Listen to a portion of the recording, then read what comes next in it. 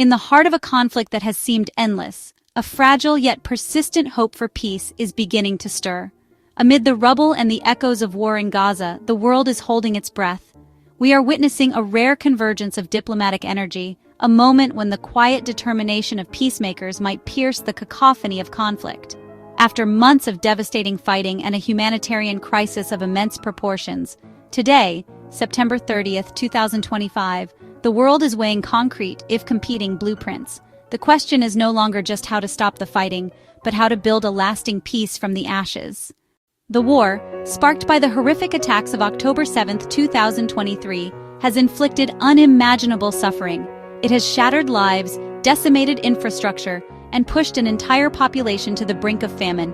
The world has watched, horrified, as the cycle of violence consumed generations of hope and deepened animosity. This is why the latest diplomatic push carries such weight. Key players are done managing the crisis. They are proposing comprehensive roadmaps that confront the hardest questions: governance, security, and a political horizon. The first major blueprint comes from a familiar, influential source, former United States President Donald Trump. Developed with a tight circle of advisors, it is bold and transactional. It unfolds in 3 phases. Phase 1, a phased release of all remaining Israeli hostages. Phase 2, deployment of an Arab state security force. Phase 3, revival of direct peace talks. The core exchange, hostages for concessions. A conditional amnesty for select Hamas figures, with safe passage to third countries like Qatar or Turkey.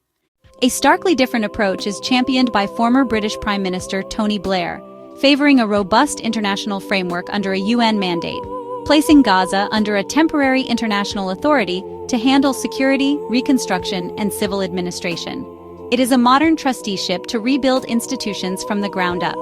Security is ambitious, a multinational force with a strong mandate to disarm all militant factions, including Hamas and Palestinian Islamic Jihad, potentially including NATO troops alongside Arab partners. A key pillar is Palestinian political reform, leadership renewal, and anti-corruption measures, with a clear renunciation of violence before assuming control. It also proposes a refugee compensation fund and a mechanism to resolve claims. Emerging as a powerful third alternative, a joint French-Saudi proposal, placing Palestinian sovereignty at its core. It calls for full Israeli withdrawal, replaced by a robust UN security force to maintain the ceasefire and secure borders. A temporary buffer prevents attacks as a new Palestinian government is formed. A firm, internationally guaranteed timeline schedules elections in Gaza and the West Bank within 2 years, with an immediate technocratic government to manage daily affairs and spearhead reconstruction. Saudi Arabia, Gulf partners, and the European Union pledge a massive reconstruction fund tied to this roadmap.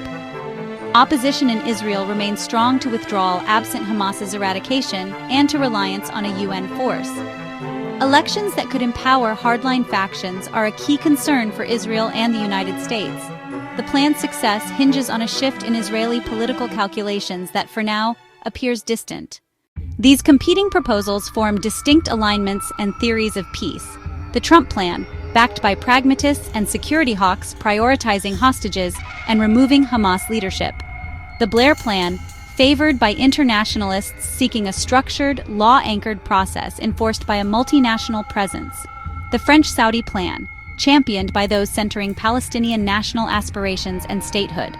The sticking point is fundamental: Israel's overarching security control versus Palestinian sovereignty over territory and borders.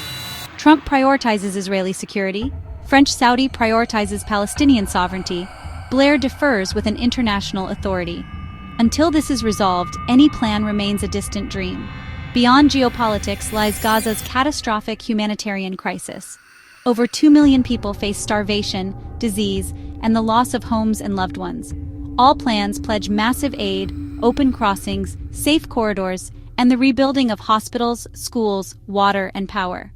They differ on who leads delivery: Arab security forces, an international authority, or a Palestinian technocratic government. Peace will not be won by a single plan or leader, but by countless acts of courage, dialogue, and a shared future.